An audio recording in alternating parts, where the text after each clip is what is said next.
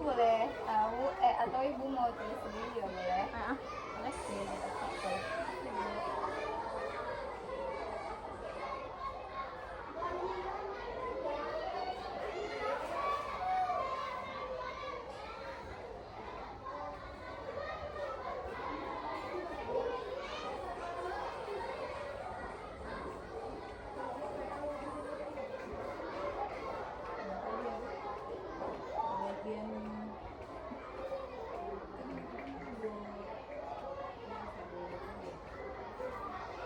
Ini sama aja guru mata pelajaran.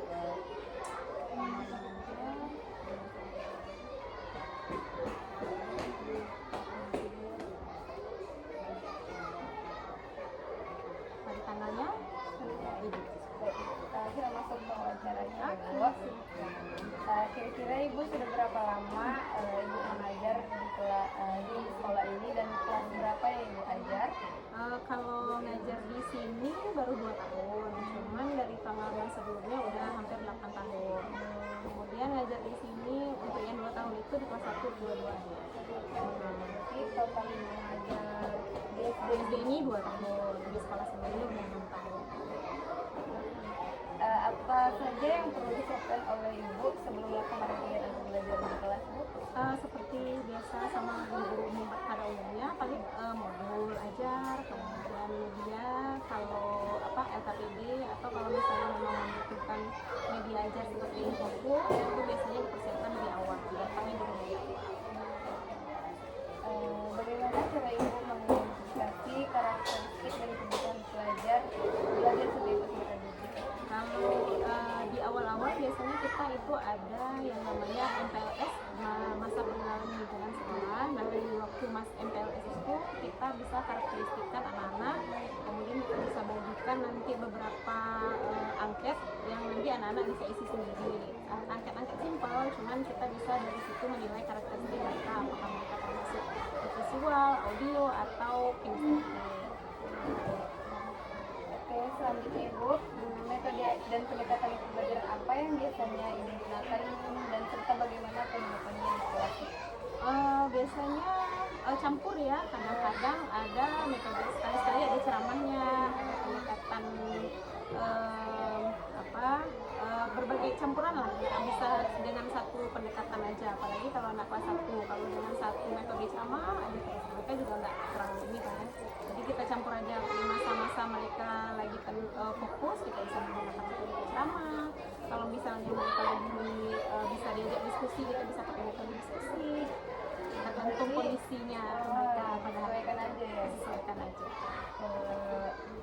Berarti ada pertanyaan lagi, apa yang menjadi dasar atau pertimbangan ibu dalam memilih metode dan pendekatan pembelajaran? Berarti yang ibu bilang tadi, Iya, seperti yang ibu bilang tadi, aja. disesuaikan. Kadang di modul kita udah persiapkan, kita mau metode diskusi gitu kan, ternyata pada saat yang di hari yang sama, pada saat yang sama ternyata ada kegiatan yang tidak memungkinkan kita untuk diskusi, atau misalnya lingkungan kita harus bergabung dengan kelas lain, ada hal-hal tertentu yang tidak bisa kita sesuaikan dengan modulnya gitu. Jadi kita sesuaikan aja.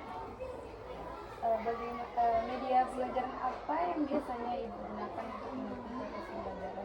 Kalau kita di sini biasanya karena sekarang sudah ada papan pintar, smartboard, ya itu bisa kita gunakan smartboard. Tapi sebelum smartboardnya belum, kita pakai Infokus. Atau bisa juga sebagai selingan, itu kayak games gitu, kuis-kuis nempelin kayak kertas origami atau yang kertas tempel warna-warni, itu juga bisa kita pakai.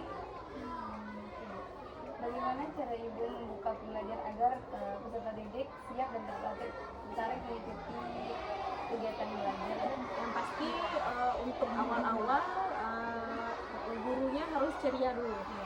Kalau misalnya gurunya, kuncinya di gurunya dulu. Kalau di awal gurunya udah cemerut, marah, ekspresinya udah nggak menyenangkan, biasanya kelasnya berjalan juga tidak menyenangkan.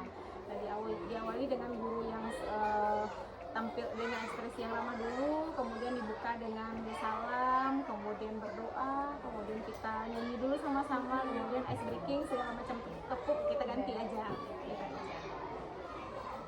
Bagaimana cara ibu memotivasi peserta didik dalam belajar dan mengatasi kejenuhan yang mereka alami dalam proses belajar?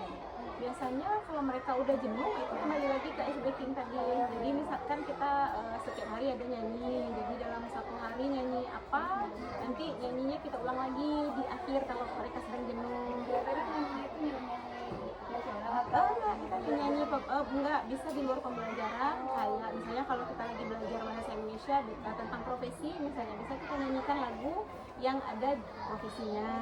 Tapi kalau misalnya mereka sedang jenuh, yang memang jenuh karena dibuat ribut kah atau mereka lapar kah gitu, kita bisa nyanyi bebas, misalnya tepuk pintar, tepuk hebat. selanjutnya Bu, bagaimana cara Ibu menghadapi peserta didik yang memiliki kemampuan, minat dan karakteristik yang beragam di dalam kelas?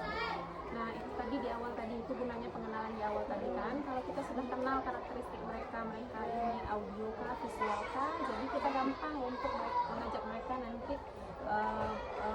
memberi tugas harian atau memfokuskan mereka di bagian mana. Bagi anak-anak yang kinestetik, mereka nggak bakalan betah kan duduk lama-lama gitu di satu tugas, jadi bisa aja nanti kita kasih tugas mereka yang kegiatannya keluar atau keliling di dalam kelas.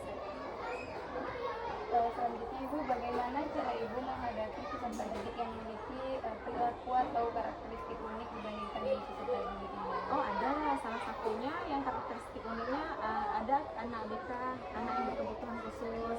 Nah, kalau dia ini memang tipe semi autis.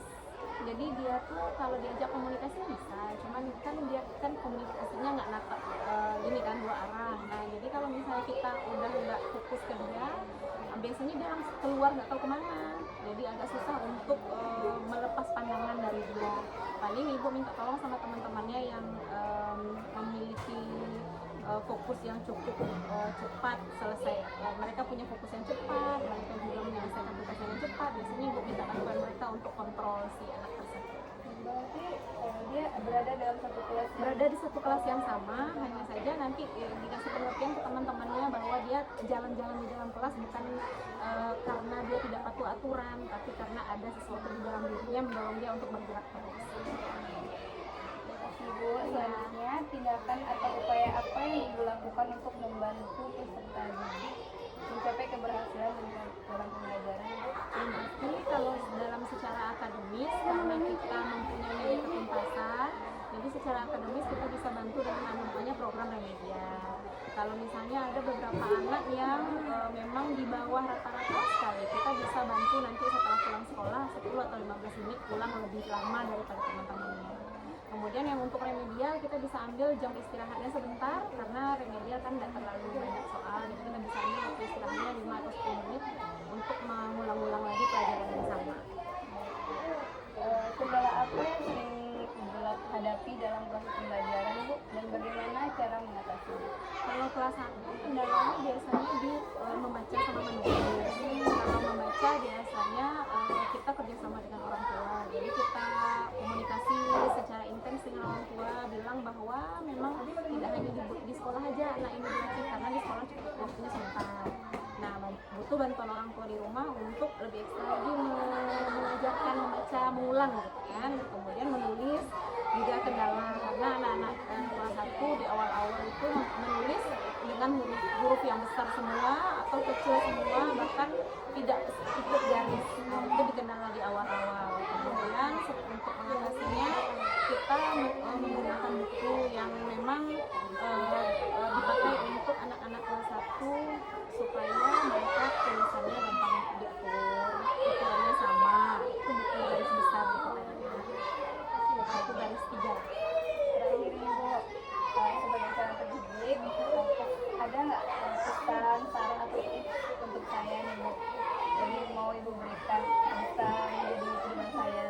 Apa ya, kalau dibilang saran sih enggak juga, paling cuman sebagai apa ya, sebagai pandangan aja mungkin, atau sebagai bahan untuk melihat anak-anak ini sebagai anak yang berbeda di zaman kita.